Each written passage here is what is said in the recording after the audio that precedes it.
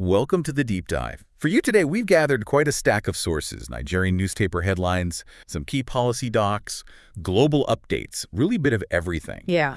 Our mission, like always, is to pull out the most important bits, give you that shortcut to being genuinely well-informed. We'll explore some surprising things, try to unravel complex issues, and connect the dots between bits of info that might not seem related at first glance. That's right. And it's not just reporting what happened. We're digging into the why behind it all, what might happen next, and sort of the bigger picture. We want to give you that context, help you piece together this complex snapshot of what's going on right now, both current events and broader trends. We're aiming to really unpack what jumps out from all this material, hopefully give you a few aha moments along the way. Okay, let's get into it then. Let's start by focusing on some really significant things happening within Nigeria, especially around governance and internal security. A theme that keeps coming up, and it's quite concerning, is the situation in Benue State. Yeah. And what's really revealing about Benue is how it shows this constant tension, between local government, the state assembly, and then the federal response to these deep security problems. We're seeing reports that NEMA, that's the National Emergency Management Agency, they've sent relief items over there. Right. Because attacks have displaced a huge number of people. The figure is 6,527. Wow. Yeah. And headlines are even talking about Benue bloodshed causing real friction between the governor and the state assembly, to the point where the SGF secretary to the government of the Federation and some ex-generals have had to step in, apparently, to mediate. And here's where the politics get, really intricate. President Tinubu visited Benue recently, and the state actually declared that Wednesday a work-free day. And the Senate leadership was apparently going with him. Also key. The Benue Assembly is pushing Governor Aliya to really enforce that anti-open grazing law. Which is highly controversial itself. Exactly. It's meant to tackle farmer-herder conflicts, but it's divisive. And then there's another layer. They were called 6 lawmakers, but 7 others are still suspended. Pending an apology, right? Pending an apology, exactly. It just paints this picture of intense political maneuvering and social pressure. Really complex stuff. And if you connect that to the broader context, it just highlights how many sides there are to these internal security issues and the immense pressure on both state and federal governments to actually do something. It really raises the question of, how effectively do all these different government arms and the humanitarian groups, how well do they actually coordinate in a crisis like this? Or do they struggle? Yeah, good question. Okay, so moving beyond Benue for a moment, President Tinubu seems quite busy on several other fronts. He's ordered faster execution of projects already approved. He commissioned Abuja's very first bus terminal and unveiled the INEC HQ project, too. Right, infrastructure focus there. And the National Assembly's been busy as well. They've transmitted tax reform bills, and they're probing that massive $1.12 trillion Anchor Borrowers Fund. That's the agricultural lending program. Yeah, that's the one, trying to boost output. So they're seeking accountability from INIRSL Nigeria incentive-based risk-sharing system for agricultural lending and the Bank of Industry, BOI. Big probe. Huge. And they're also screening nominees for key agencies in River State and the Southwest Development Commission. Lots happening. It definitely shows a broad kind of top-down effort to tackle different economic and administrative structures. What's really striking, I think, is the federal government's push, quite an aggressive one, to link people's credit scores to their NIN, their national identification number. Okay. It's part of a big credit reform drive. And they're also launching a campaign to raise awareness for a new local government proof of address system. These seem like moves to create a more, let's say, formalized and traceable economy. Okay, so when we hear about these big financial reforms, especially linking credit scores to NIN, what's the sort of immediate tangible effect on, the average Nigerian's finances likely to be? We're also seeing headlines, like from Credit Corp, saying loan defaulters could risk losing passports or even access to renting property. Wow. Serious consequences. Yeah, and the central bank, the CBN, has stopped dividends and bonuses for some banks as part of new stability measures. Well, the striking thing here is definitely the focus on financial regulation and much tighter accountability. These measures, yes, they aim to stabilize the economy, but they also bring much, much stricter consequences if you don't comply. And then you see the EFCC, the Economic and Financial Crimes Commission, rearraigning the Bauchi accountant general over a $1.4 billion fraud case. Right. And they're promising to release more recovered funds to the NDDC, the Niger Delta Development Commission. It feels like part of a bigger push for fiscal discipline discipline. Makes sense. And sticking with security, but looking beyond Benue, what else is happening? Our sources show the Nigerian Air Force is sending more fighter jets to the north central region. And the Chief of Army Staff has issued a warning to the media, basically saying, avoid reporting that could compromise national security. That's always a tricky balance. It is. And we're seeing a lot of police activity, too. They're interrogating a Deferison alleged illegal weapon possession driving an unlicensed vehicle. Meanwhile, police inspectors are complaining about delayed promotions. And then, quite disturbingly, police have arrested multiple suspected cultists. Yeah, I saw those reports. Including 2 linked to the death of a DPO in Rivers. They also foiled a kidnapping in Ogun and arrested 6 people after an initiation ceremony in Anambra. It's a lot. This whole collection of headlines really paints a picture of just the sheer breadth of security challenges Nigeria is facing. It goes from the high-level stuff like counterinsurgency efforts and managing national intelligence, right down to the grassroots fight against cultism and kidnapping, and all that while also dealing with internal police issues like morale and promotions, and even public pushback on local rules like that motorcycle ban in Gombe causing issues. It's just a constant, multi-front effort to maintain law and order. It's immense. Right. Okay, let's shift gears a bit. Let's talk about the economy, because some of these numbers really hit home for everyone. We're seeing Nigeria importing $1.2 trillion worth of crude oil, while its own local production is stumbling.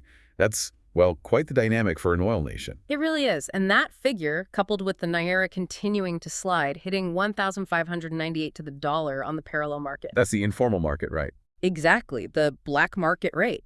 The connection between those figures and the everyday cost of living is, well, it's direct and it's profound. Importing crude when you're a major producer, plus that currency depreciation, these are significant, immediate economic headaches that affect every single household. Definitely felt. But it's not all doom and gloom on the economic front, is it? Oh. There is some genuinely positive news about innovation. Oh. Nigeria ranks 3rd as African startups collectively hit $1 billion in funding. That's pretty impressive. That is impressive. A bright spot. Yeah. And we've got other developments, too, like Liber Nigeria rolling out a new 0724 phone number range. Plus, a world-class aerodrome lighting system got installed at Gateway Airport. And the Dangote Refinery's fuel distribution scheme is aiming to create a lot of jobs. So if you pull back and look at the bigger picture, it does suggest this kind of dual narrative, doesn't it? On one hand, you've got these serious macroeconomic pressures, the currency issues we just talked about, big challenges. But on the other hand, you've clearly got these pockets of really strong entrepreneurial spirit, that startup funding is proof, and important infrastructure development happening, and the government unveiling new pricing for CNG compressed natural gas that also points towards a strategic move, maybe towards cleaner energy, diversification. Interesting contrast. Now, speaking of Nigeria's place in the world, there's a serious note about the federal government evacuating citizens from Israel and Iran because of the escalating crisis there. And the National Christian Pilgrims Commission has actually said no pilgrimages to Israel until that crisis is resolved. Yeah, and that immediately brings up the crucial issue of safety for citizens abroad, doesn't it? It also just highlights how these big geopolitical events happening far away can directly impact national decisions, right down to something as personal as a religious pilgrimage. It really underscores Nigeria's position in a complex global system. Definitely. And just to widen the lens for a second, a few quick global updates from our sources. Trump has extended the TikTok deadline again. For the 3rd time? Still ongoing, that saga. Yep. Pope Leo is apparently set to bring back some papal holidays that Pope Francis had dropped. And China's Yan Yuqing mentioned new measures coming for market access and inspections over there. These might seem like just brief mentions, but these glimpses of what's happening globally often influence things locally, or at least reflect similar trends. Like the TikTok thing with Trump isn't just about one app, is it? It's part of that wider global struggle over tech policy, data sovereignty, digital influence. It's true. Challenges that many countries, including Nigeria, are starting to grapple with more directly. And China's market reforms signal global economic shifts that affect trade everywhere. Are all kind of threads in this larger tapestry of how Nigeria fits into the wider world. Good point. Okay, let's dive into some of the social issues now and labor stuff that's making headlines. The NLC, the Nigerian Labor Congress, is threatening a showdown because the teachers' strike in the FCT is nearing 90 days. That's That's a long time for schools to A be affected. very long time. And I think one key takeaway here is how these persistent labor disputes, like the teachers, but also the truck drivers who suspended their strike to talk with Lagos State, and brewery workers down in Abia demanding unpaid money, all of these situations really reflect these broader, often systemic challenges in worker welfare and how negotiations happen or don't happen effectively across different sectors. Yeah, seems like a recurring theme. Yeah. Now, on the education front specifically, some headlines are, well, quite surprising. The UTME, that's the big university entrance exam. Yeah. It's led to sanctions against 11 CBT centers, the computer testing center. So what happened? Fingerprint cheats, apparently. People trying to game the biometric system. Wow. Okay. Then there's OOU, Olabisi Onabanjo University, getting backlash for a no bra, no entry rule during exams. Yeah. Seriously. A no bra, no entry rule. That's what the headline says. And then separately, Ogun Poly students are facing sanctions for assaulting a lady.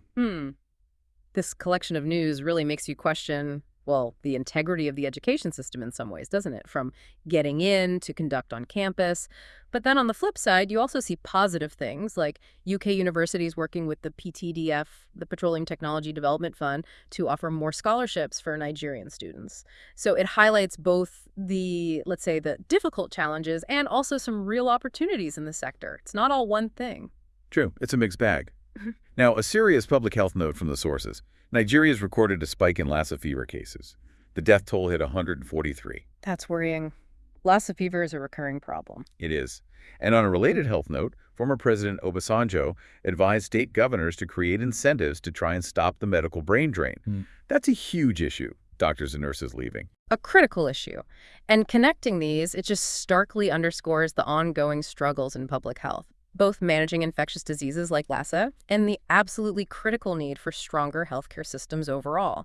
And retaining your skilled people, your doctors and nurses.